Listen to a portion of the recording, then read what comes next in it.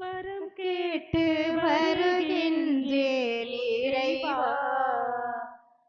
என் குரல் கேட்டு அருளாயோ தலைவா.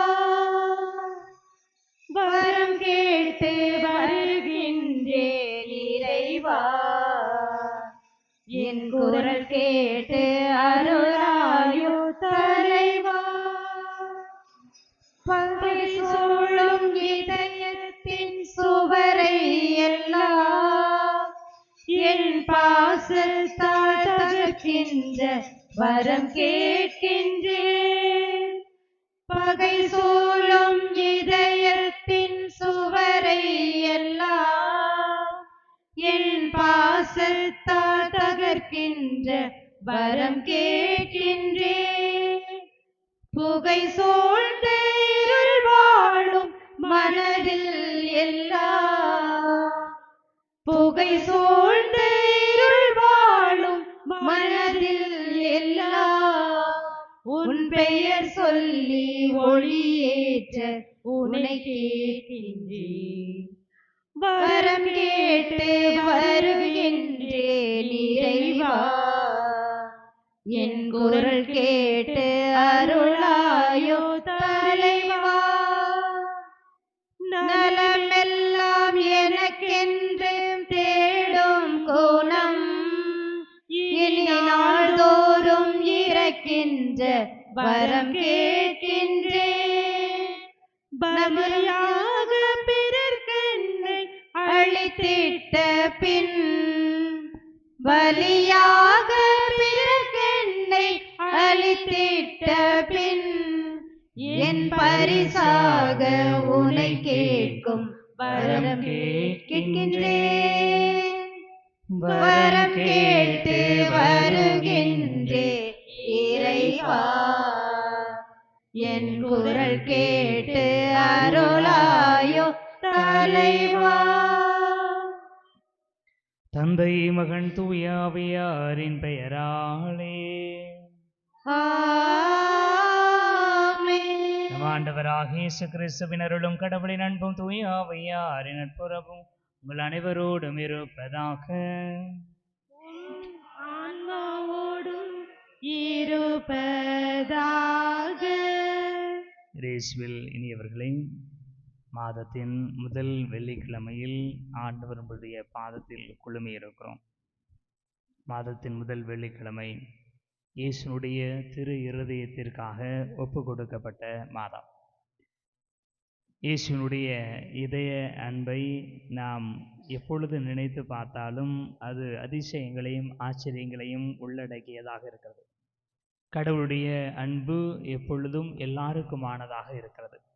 கடவுளுடைய அன்பினால் சூழப்பட்டவர்கள், கடவுளுடைய அன்பினால் ஆட்கொள்ளப்பட்டவர்கள் வாழ்க்கையில் மகிழ்ச்சியை கண்டுகொள்கிறார்கள். எனவே கடவுளுடைய அன்பினால் நாம் சூழப்பட்டு வாழ்விலே எல்லா விதமான மகிழ்ச்சியை பெற்றுக்கொள்ளும்படியாக இந்த பலியிலே மன்றாடுவோம்.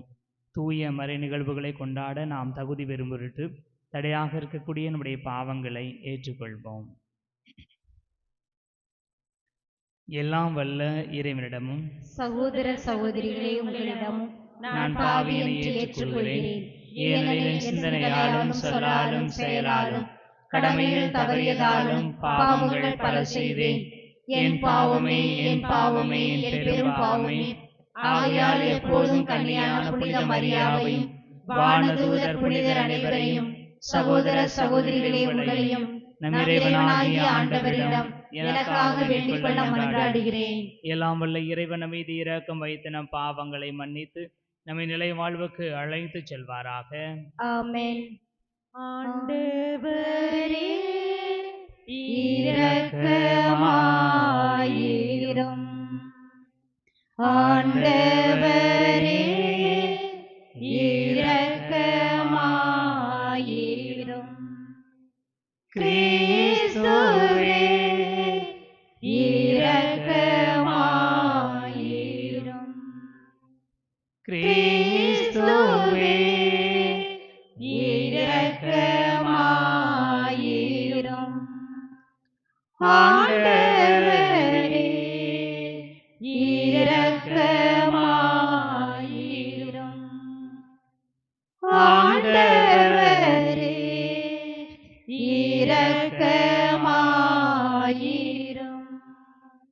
மன்றாடுவோமாக. ஆண்டவரே இறைவா, உம்முடைய திருமகனின் இதயத்தில் விளங்கிய நற்பண்புகளால் நாங்கள் அணி செய்ய பெற்று அவரது உணர்வுகளால் பற்றி எறிய செய்தருளும். இவ்வாறு நாங்கள் அவருடைய உருவுக்கு ஒத்திருக்கச் செய்து நிலையான மீட்பில் பங்கு கொள்ள தகுதி பெறுவோமாக. உமோடு தூய ஆவியாரின் ஒன்றிப்பில் இறைவனாய் என்றென்றும் வாழ்ந்து ஆட்சி செய்கின்ற எங்கள் ஆண்டவரும் திருமகனுமாகிய இயேசு கிறிஸ்து வழியாக உம்மை மன்றாடுகிறோம்.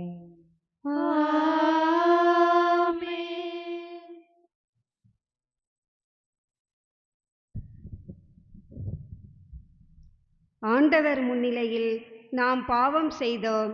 நம் கடவுளாகிய ஆண்டவருக்கு நாம் கீழ்ப்படியவில்லை. இறைவாக்கினர் பாருக்கு நூலிலிருந்து வாசகம். அதிகாரம் 1, இறை வார்த்தைகள் 15 22 முடிய.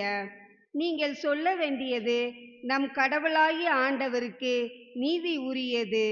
ஆனால் நமக்கும் யூதாவின் மக்கள், எருசலேமின் குடிகள், நம் அரசர்கள், தலைவர்கள், குருக்கள், இறைவாக்கினர்கள், மூதாதையர்கள் ஆகிய அனைவருக்கும் இன்று போல தலைகுனிவுதான் உரியது. ஏனெனில் ஆண்டவர் முன்னிலையில் நாம் பாவம் செய்தோம். நம் கடவுளாகிய ஆண்டவருக்கு நாம் கீழ்ப்படியவில்லை. அவரது குரலுக்கு செவிசாய்க்கவில்லை. அவர் நமக்கு கொடுத்த கட்டளைகளின்படி நடக்கவும் இல்லை. நம் கடவுளாகிய ஆண்டவர் நம் மூதாதையரை எகிப்து நாட்டிலிருந்து அழைத்து வந்த நாளிலிருந்து இன்று வரை நாம் அவருக்கு பணிந்து நடக்கவில்லை. அவரது குரலுக்கு செவிசாய்ப்பதில் ஈடுபாடு கொள்ளாமல் இருந்துவிட்டோம்.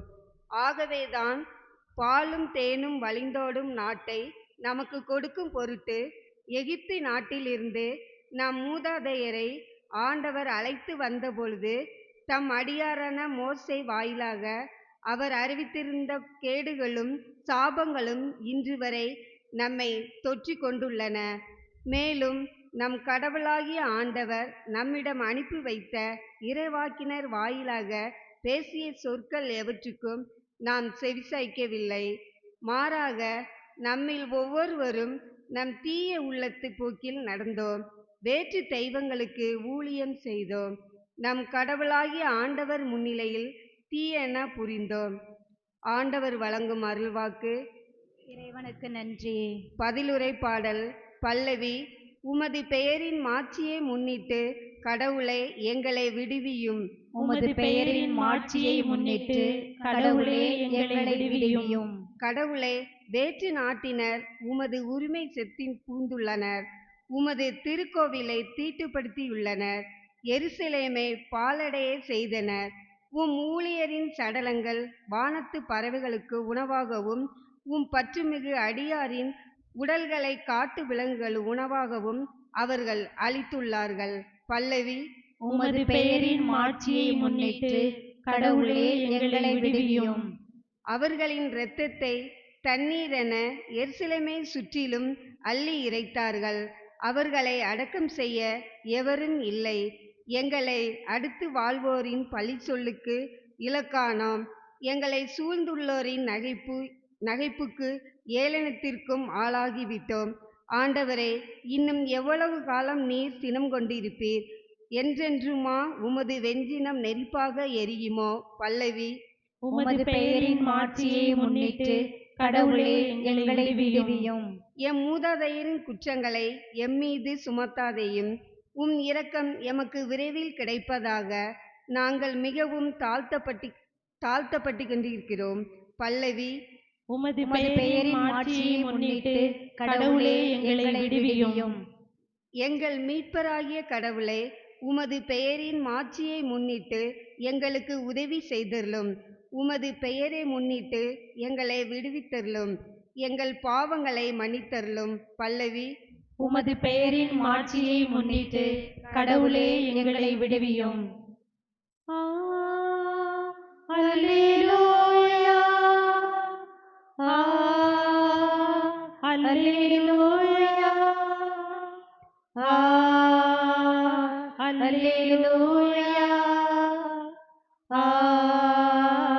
அல்லேலூயா. அல்லேலூயா அல்லேலூயா அல்லேலூயா அல்லேலூயா அல்லேலூயா அல்லேலூயா அல்லேலூயா அல்லேலூயா. இன்று உங்கள் இதயத்தை கடினப்படுத்தி கொள்ளாதீர்கள். மாறாக நீங்கள் அவரது குரலுக்கு செவி கொடுத்தால் எத்துணை நலம். அல்லேலூயா அல்லேலூயா அல்லேலூயா அல்லேலூயா அல்லேலூயா. ஆண்டவர் உங்களோடு இருப்பாராக. உம் ஆன்மாவோடும் இருப்பாராக. லூக்கா எழுதிய தூய நற்செய்தியிலிருந்து வாசகம். ஆண்டவரே மாட்சி உமக்கே.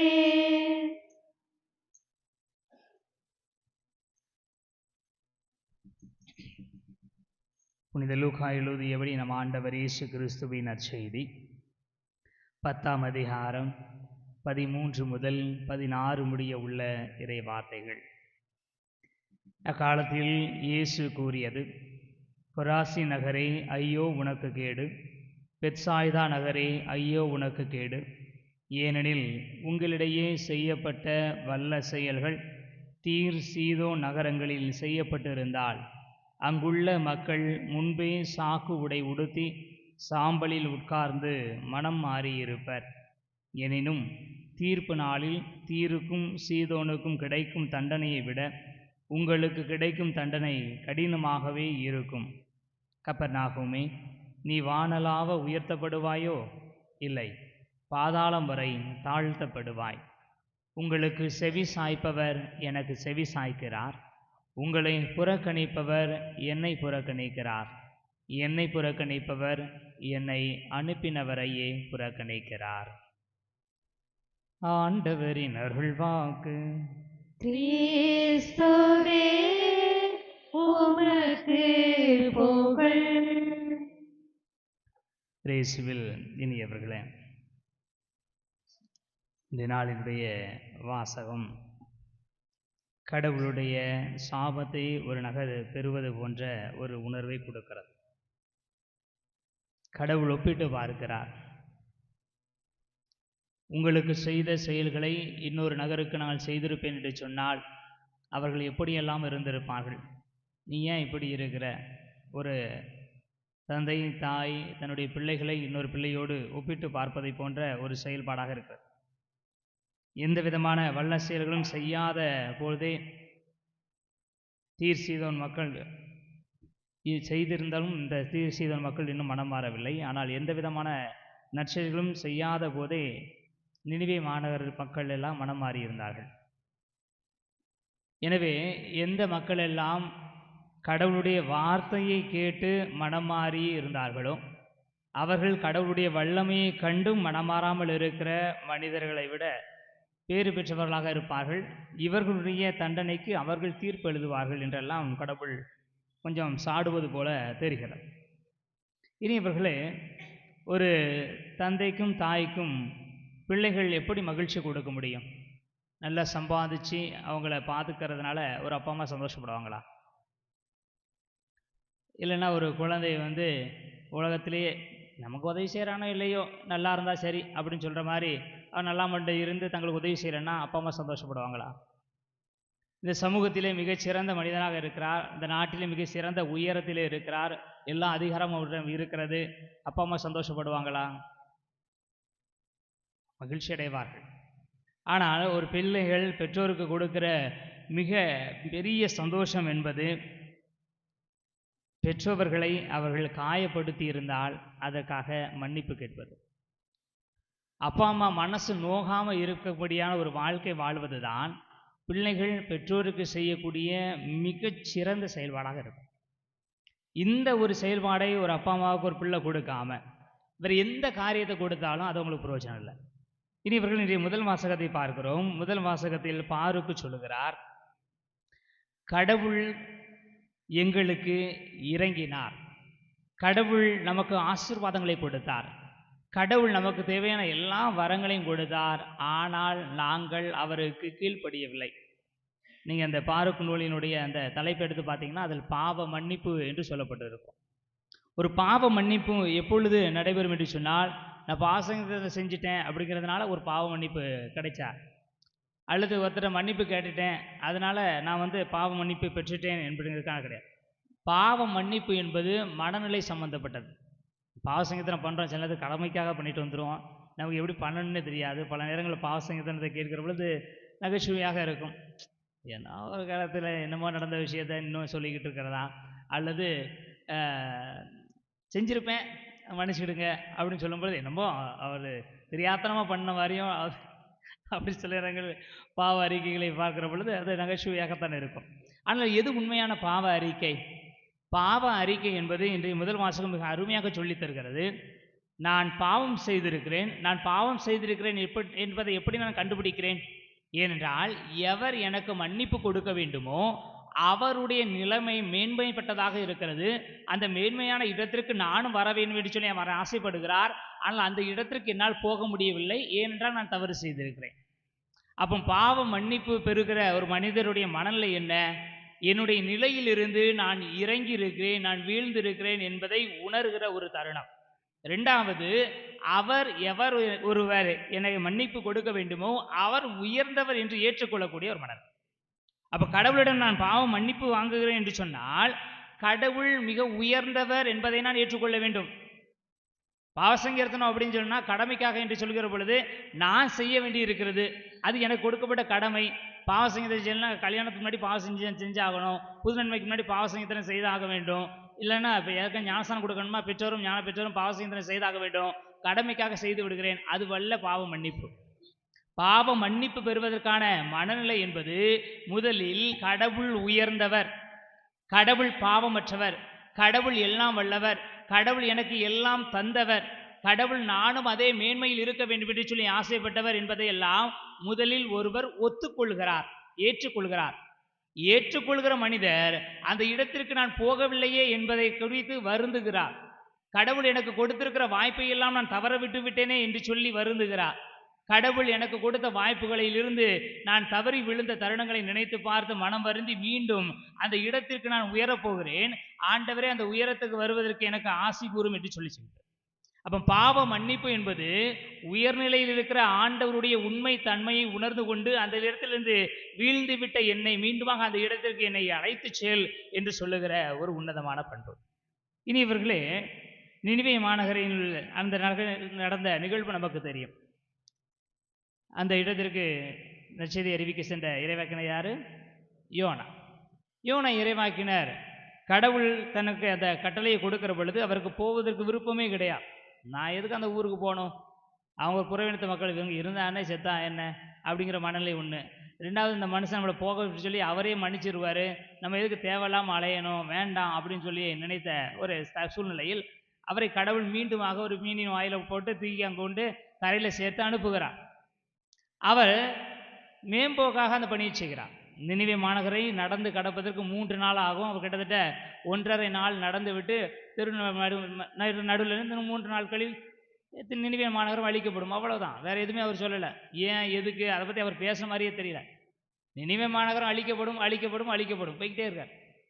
ஆனால் அந்த மக்கள் யோசித்து பார்க்கிறார்கள், கொடுக்கப்பட்ட செய்தி கடவுளுடைய செய்தியாக இருந்தால், கடவுளுடைய செய்தியாக இருந்தால் நம்முடைய வாழ்க்கையை யோசித்து பார்ப்போம். தங்களுடைய வாழ்க்கையை சிந்தித்து பார்க்கிறார்கள், தவறாக இருக்கிறது, அது சரியல்ல, அது ஏற்புடைய செயல் அல்ல. ஏனென்றால் அந்த செயல்களை செய்வதனால் அவர்கள் மகிழ்கிறார்கள், வாழ்வில் நிறைவடையவில்லை. வாழ்வில் நிறைவடையவில்லை என்று சொன்னால் அந்த செயல்பாடுகள் எல்லாம் தவறாக இருக்கிறது. ஏன் தவறாக இருக்கிறது? கடவுள் மேன்மை மிக்கவர், கடவுளுடைய நிலையில் இருந்து பார்க்கிற பொழுது இது தவறு என்று சொல்லி அவர்கள் தங்களுடைய வாழ்க்கையை மாற்றிக்கொள்கிறார்கள். இனி இவர்களே, அந்த மக்களை குறித்து கடவுள் சொல்கிற பொழுது வழக்கை எது இடக்கை எது என்று அறியாத மக்கள் என்று சொல்லி கடவுள் சொல்கிறார். வழக்கை எது இடக்கை எது என்று அறியாத மக்கள் தங்களுக்கு கொடுக்கப்படுகிற வாய்ப்பை சரியாக பயன்படுத்தி கொள்கிறார்கள். ஏனென்றால் அவர்கள் ஆண்டவரை பார்த்த விதம் வேறு. ஆண்டவர் உயர்ந்தவர் என்று பார்த்ததனால், ஆண்டவர் உன்னதமானவர், ஆண்டவர் தூய்மையானவர், ஆண்டவர் மேன்மையானவர் என்பதை அவர்கள் உணர்ந்து கொண்டதால் தங்களுடைய வாழ்க்கையில் நிறையில் மாறி அவர்கள் கடவுளுடைய இடத்திற்கு போகிறார்கள், உண்மையான பாவ மன்னிப்பு பெற்றுக் கொள்கிறார்கள்.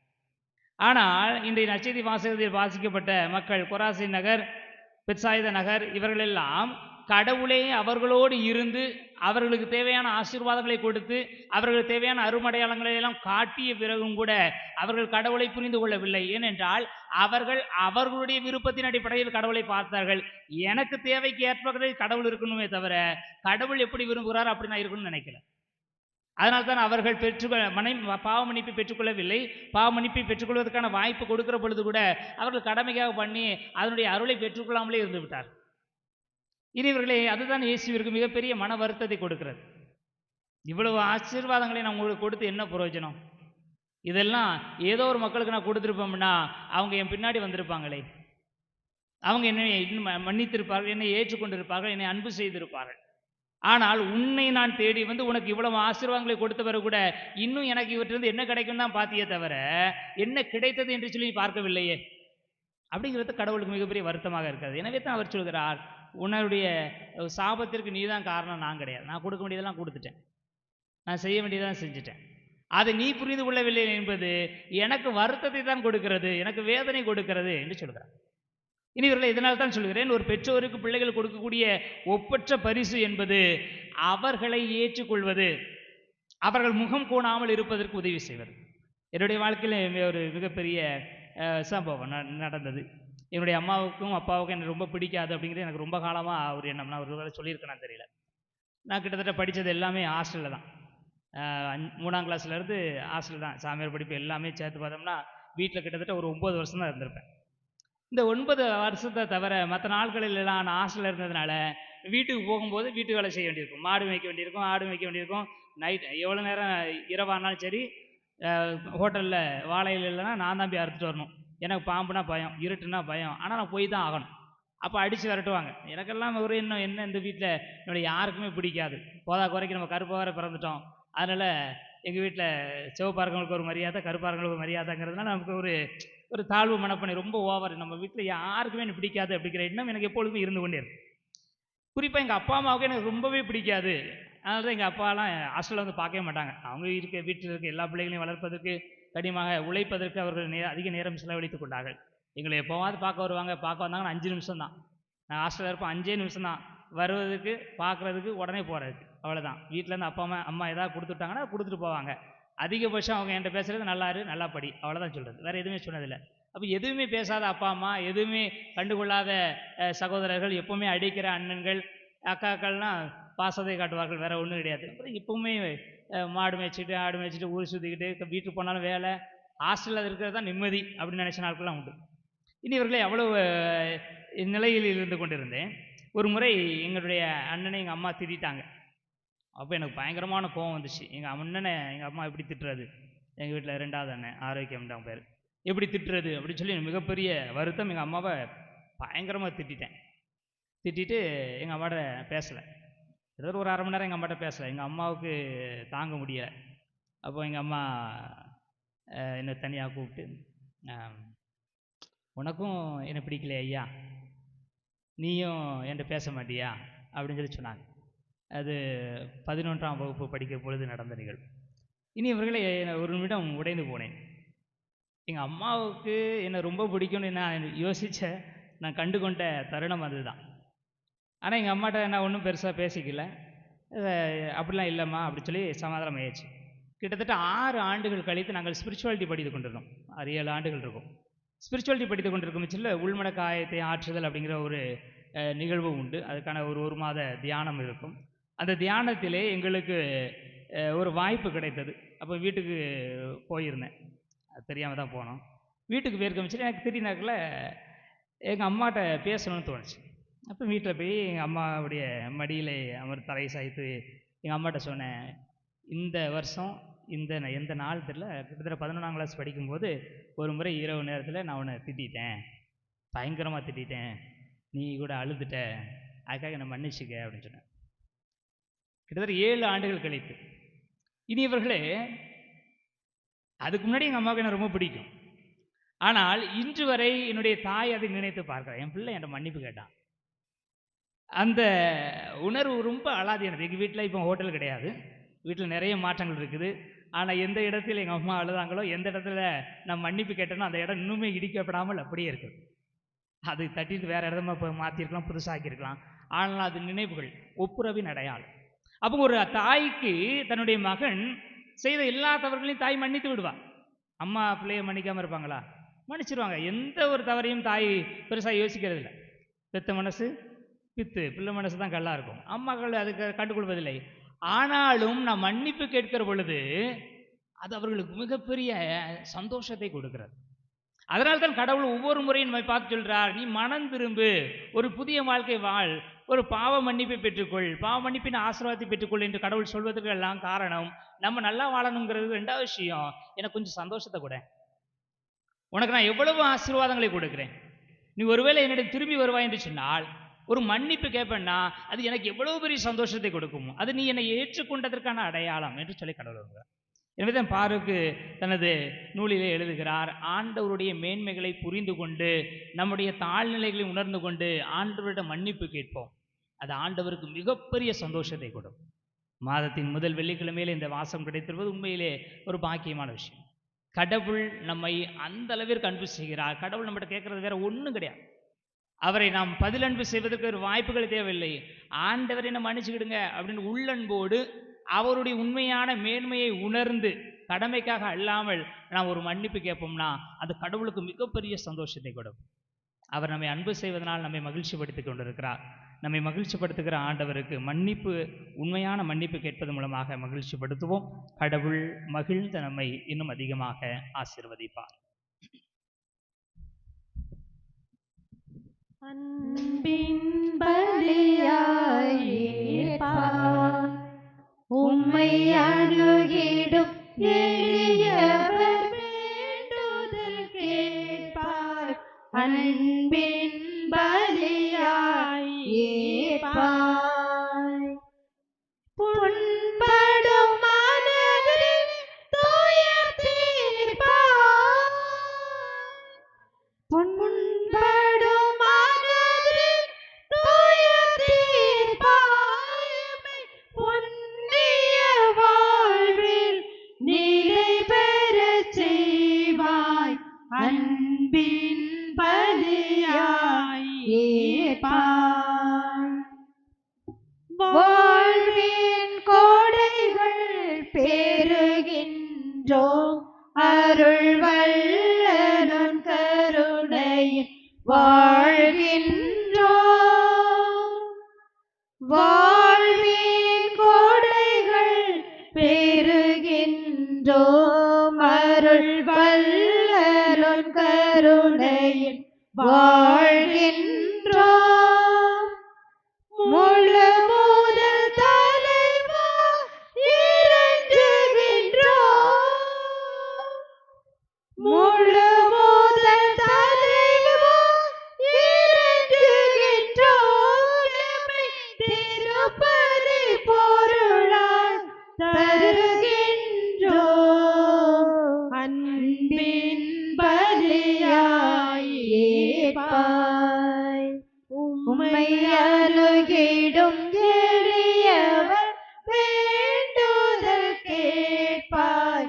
அன்பின் பலியாய் ஏற்பாய், புண்படும் மனதில் துயர் தீர்ப்பாய். புண்படும் மனதில் துயர் தீர்ப்பாய், புண்ணிய வாழ்வில் நிலை பெறச் செய்வாய். அன்பின் பலியாய் ஏற்பாய். சகோதர சகோதரிகளே, என்னுடையதும் உங்களுடையதுமான பலி அல்லாமல் தந்தையாக இறைவனுக்கு ஏற்றதாகும்படி மன்றாடுங்கள். ஆண்டவர் தமது பெயரின் புகழ்ச்சிக்காகவும் மாட்சிக்காகவும் நமது நன்மைக்காகவும் புனித திரு அவை அனைத்தின் நலனுக்காகவும் உமது கையிலிருந்து பலியை ஏற்றுக்கொள்வாராக. இறைவா, இரக்கம் நிறைந்த தந்தையே, நீர் எங்கள் மீது பொழிந்த அளவில்லா அன்பினால் ஒரே திருமகனை சொல்லற்கரிய இரக்கத்துடன் எங்களுக்கு தந்தீரே. அதனால் அவரோடு எங்களுக்கும் உள்ள ஒன்றிப்பில் நிறைவு அடைந்து நாங்கள் உமக்கு ஏற்ற காணிக்கையாகுமாறு அருள் புரிவீராக. எங்கள் ஆண்டவராகிய கிறிஸ்து வழியாக உம்மை மன்றாடுகிறோம். ஆண்டவர் உங்களோடு இருப்பாராக. உம் ஆன்மாவோடும் இருப்பாராக. இது எங்களை மேலே எழுப்புங்கள். ஆண்டவரிடம் எழுப்பியுள்ளோம். நம் இறைவனாகிய ஆண்டவருக்கு நன்றி கூறுவோம். அதுவே தகுதியும் நீதியுமானது. ஆண்டவரே, தூயவரான தந்தையே, என்றும் உள்ள எல்லாம் வல்ல இறைவா, எங்கள் ஆண்டவராகிய கிறிஸ்து வழியாக என்னாலும் எவ்விடத்திலும் நாங்கள் உமக்கு நன்றி செலுத்துவது மெய்யாகவே தகுதியும் நீதியுமாகும். எங்கள் கடமையும் மீட்புக்கும் உரிய செயலுமாகும். சிலுவையில் உயர்த்தப்பட்ட கிறிஸ்து வியப்புக்குரிய அன்பினால் தம்மையே எமக்காக கையளித்தார். குத்தி திறக்கப்பட்ட விழாவிலிருந்து இரத்தமும் தண்ணீரும் வழிந்தோடச் செய்தார். இதிலிருந்து திரு அவையின் அருளடையாளங்கள் வெளிப்பட்டன. இவ்வாறு மீட்பரின் திறந்த இதயத்திடம் அனைவரும் ஈர்க்க பெறவும் மீட்பு அளிக்கும் ஊற்றுகளிலிருந்து மகிழ்ச்சியுடன் முகந்து கொள்ளவும் அவரே செய்தருளினார். ஆகவே புனிதர் வானதூதர் அனைவரோடும் சேர்ந்து நாங்கள் உம்மை புகழ்ந்தேத்தி முடிவின்றி பாடுவதாவது: தூயவர் தூயவர் தூயவர், வான்படைகளின் கடவுளாம் ஆண்டவர். விண்ணகமும் மண்ணகமும் உமது மாட்சியால் நிறைந்துள்ளன. உன்னதங்களிலே ஓசன்னா, உன்னதங்களிலே ஓசன்னா. ஆண்டவர் பெயரால் வருகிறவர் ஆசீர் பெற்றவர். உன்னதங்களிலே ஓசன்னா, உன்னதங்களிலே ஓசன்னா. இனியவர்களே, நமக்காக உடைக்கப்பட்ட சிதைக்கப்பட்ட இயேசுனுடைய உடல் இந்த அப்பமாக முழுமை பெற்ற திருவுடலாக மாறுகிறது. அவர் நமக்காக சிந்திய இறந்தும் விழாவிலே குத்தப்பட்டு இறுதி சொட்டு வடிந்த இரத்தம் இன்று திரு இரத்தமாக அந்த திருப்பலியிலே மாறுகிறது. நம்முடைய குற்றங்களுக்காக அவர் தண்டிக்கப்பட்டார். நம்முடைய பாவங்களுக்காக அவர் நொறுக்கப்பட்டார். ஆனாலும் ஒருபோதும் அதை குறித்து அவர் கலங்கியதில்லை. இந்த ஆண்டவருடைய திரு உடலாக திரு இரத்தமாக இந்த அப்பமும் ரசமும் மாறுகிற இந்த உன்னதமான வேளையிலே கண்களை மூடி கரங்களை குவித்து உள்ளார்ந்த எண்ணத்துடன் அன்புடன் நம்மையே நாம் உணர்ந்து பார்ப்போம். இந்த திரு உடலை பெற்றுக்கொள்வதற்கு நான் தகுதியோடு இருக்கிறேனா? தகுதியற்ற மண்ணிலையில் இதை பெற்றுக்கொள்கிறவர்கள் தங்களுக்கு தாங்களே பாவத்தை வருவித்துக் கொள்கிறார்கள், சாபத்தை வருவித்துக் கொள்கிறார்கள் என்று சொல்லி பவுல் டிக்லார் சொல்கிறார். இந்த கணத்தில் நம்மை நாமே தகுதிப்படுத்துவோம். யாரிடமெல்லாம் மன்னிப்பு கேட்க வேண்டுமோ மனதிற்குள்ளாக அந்த மன்னிப்பை கேட்டுக்கொள்வோம். கடவுளுடைய உன்னதமான மேன்மையான பூரண நிலையை உணர்ந்து அந்த நிலைக்கு தகுதியற்ற நாம் ஆண்டவரிடம் மன்னிப்பு பெற்று அவரை போல பூரணமடைய நிறைவடைய முயற்சி செய்வோம்.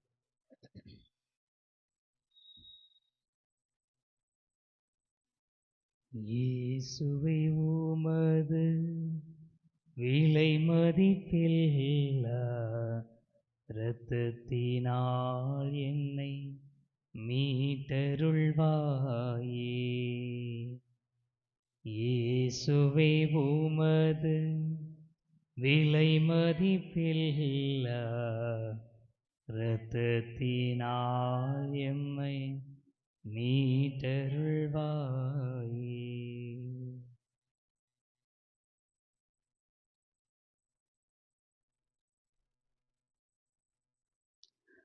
ஆண்டவரே, நிர்மையாகவே தூயவர், தூய்மை அனைத்துக்கும் ஊற்று.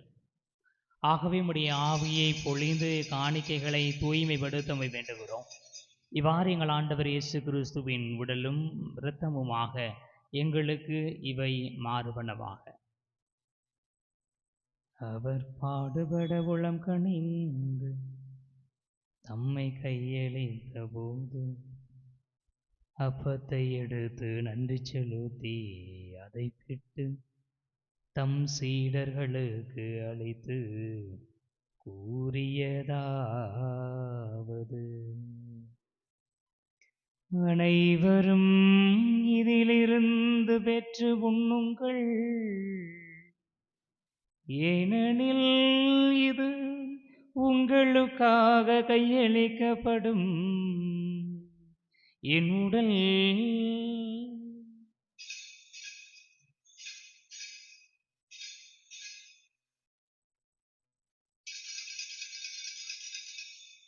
அவ்வண்ணமே இரவு விருந்தை அருந்தியவன் கிண்ணத்தையும் எடுத்து மீண்டும் உமக்கு நன்றி கூறி தம் சீடர்களுக்கு அளித்து அவர் கூறியதாவது: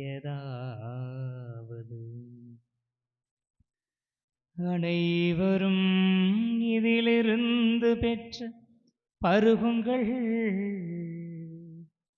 ஏனெனில் இது புதிய நிலையான உடன்படிக்கைக்கு உரிய என் இரத்தத்தின் கிண்ணம். இது பாவ மன்னிப்புக்கென்று உங்களுக்காகவும் பலருக்காகவும் சிந்தப்படும். இதை என் நினைவாக செய்யுங்கள்.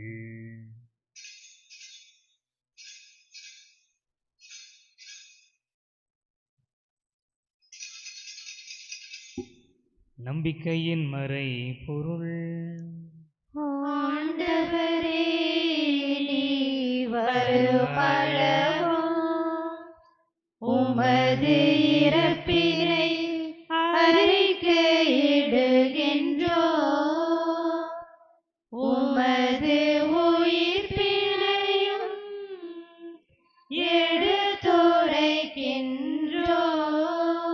ஆகவே ஆண்டவரே, நாங்கள் கிறிஸ்துவின் இறப்பினையும் உயிர்ப்பினையும் நினைவு கூர்ந்த வாழ்வு தரும் அப்பத்தையும் மீட்பளிக்கும் கிண்ணத்தையும் ஒப்புக் கொடுக்கின்றோம்.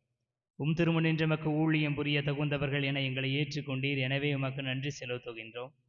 மேலும் கிறிஸ்துவின் உடலிலும் இரத்தத்திலும் பங்கு கொள்ளும் எங்களை தூய ஆவியார் ஒன்று சேர்க்க வேண்டுமென உம்மை தாழ்மையுடன் மன்றாடுகிறோம்.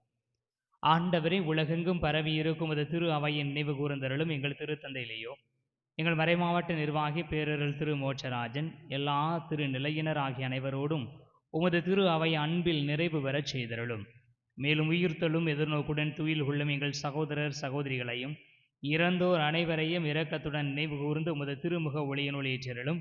எங்கள் அனைவர் மீதும் இரக்கமாயிரும். கடவுளின் கன்னித்தாயான புனித மரியா, அவருடைய கணவரான புனித யோசேப்பு, புனித திருத்தூதர்கள், எங்களுடைய பாதுகாவலர் புனித பெர்க்மான் சருளப்பர், இவ்வுலகில் உகந்தவராய் இருந்தோர் ஆகிய புனிதர் அனைவருடனும் நாங்கள் நிலை வாழ்வில் பங்கு கொள்ளும் தகுதி பெற்று திருமகன் இயேசு கிறிஸ்து வழியாக உம்மை புகழ்ந்தேத்தும் வரமருள உம்மை மன்றாடுகிறோம்.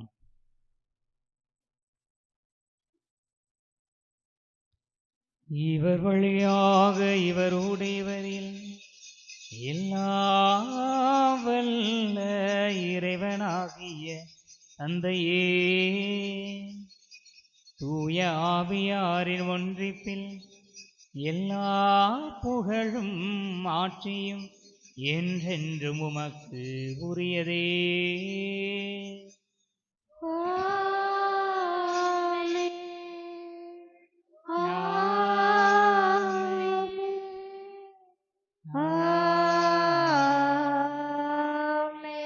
மீட்பரின் கட்டளையால் கற்பிக்கப்பட்டு இறைபடிப்பினையால் பயிற்சி பெற்று நாம் துணிந்து மன்றாடுவோம்.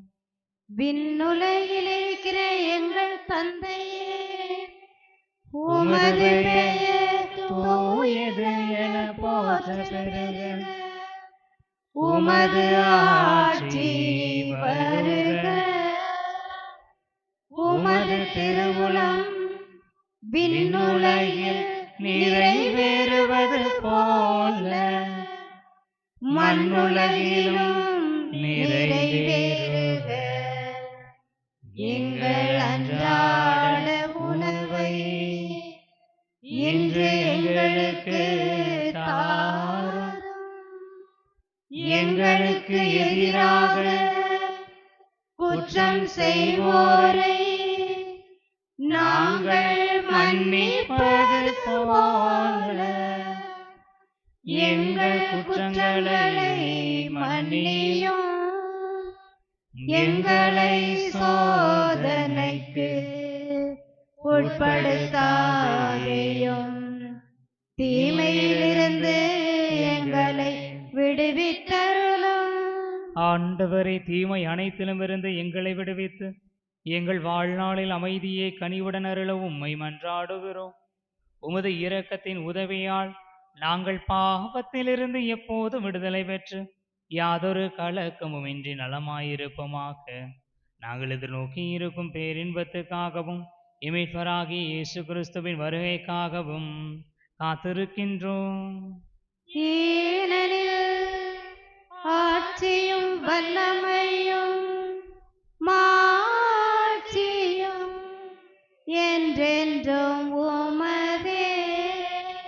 ஆண்டவரே இயேசு கிறிஸ்துவை, அமைதியை உங்களுக்கு விட்டுச் செல்கிறேன், என் அமைதியையே உங்களுக்கு அளிக்கின்றேன் என்றும் திருத்தூதர்களுக்கு மொழிந்தீரேன். எங்கள் பாவங்களை பாராமல் உமது திரு அவையின் நம்பிக்கையை கண்ணோக்கி உமது திருவுளத்திற்கு ஏற்ப அதற்கு அமைதியையும் ஒற்றுமையையும் அளித்தருள்வீராக. என்றென்றும் வாழ்ந்து ஆட்சி செய்கின்றவர் நீரே. ஆமென். ஆண்டவருடைய அமைதி உங்களோடு என்றும் இருப்பதாக. உம் ஆன்மாவோடும் இருப்பதாக. ஆண்டவர் தருகிற அமைதியை ஒருவர் மற்றவரோடு பகிர்ந்து கொள்வோம்.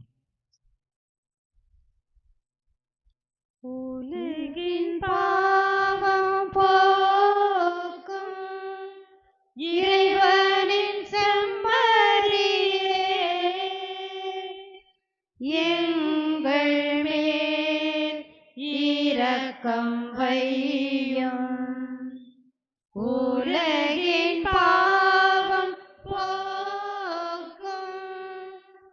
இறைவனின் செம்மறியே, எங்கள் மேல் இரக்கம் வையும். உலகின் பாவம் போக்கும் இறைவனின் செம்மறியே, எங்களுக்கு அமைதி அருளும். இதோ இறைவனின் செம்மறியின், இதோ உலகின் பாவங்களை போக்குபவர். செம்மறியின் விருந்துக்கு அழைக்க பெற்றோர் பேறு பெற்றோர். ஆண்டவரே, நீரின் இல்லத்தில் எழுந்தருள நான் தகுதியற்றவள், ஆனால் ஒரு வார்த்தை மட்டும் சொல்லியருளும், எனது ஆன்மா நலம் பெறும். கிறிஸ்துவின் திருவுளம் நமக்கு நினைவாக.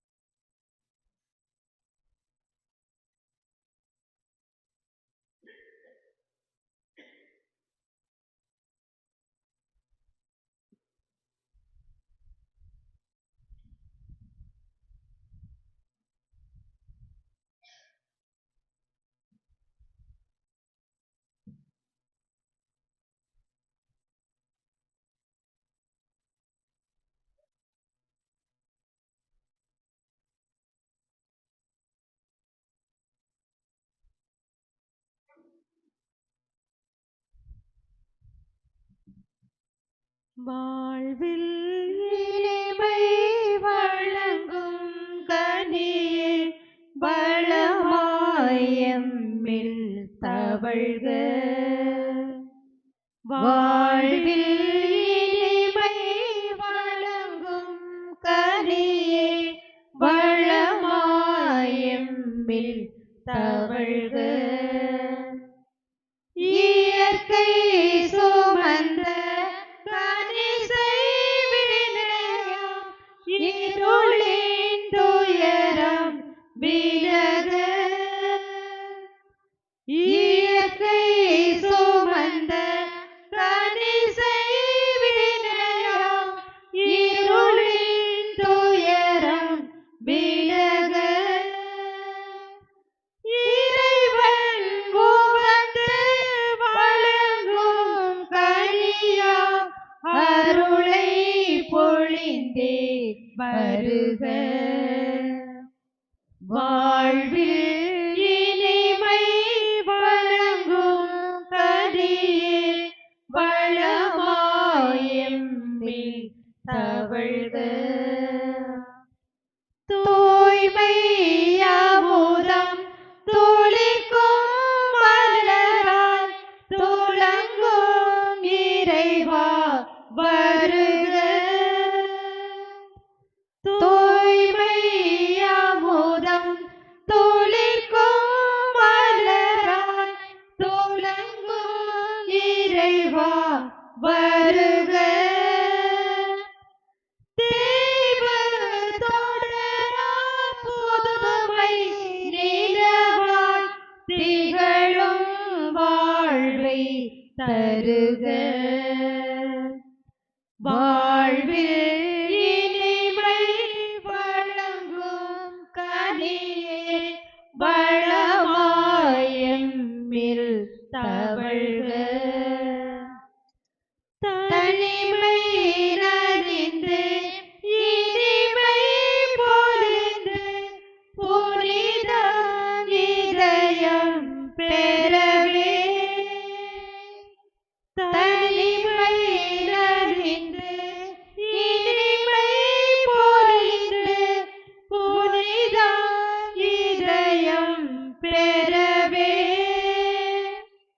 புனித சுவைக்கும் இனிய விருந்தாய் கனிவாய் எழுந்தே வருக.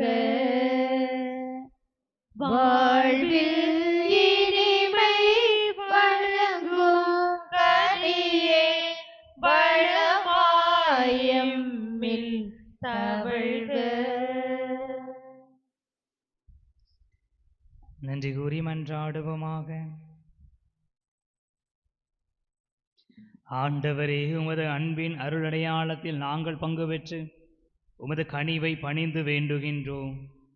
அதனால் நாங்கள் இவ்வுலகில் கிறிஸ்துவுக்கு ஒத்தவராகி விண்ணுலகில் அவருடைய மாட்சியில் பங்கேற்பாளராகும் தகுதி பெறுவோமாக.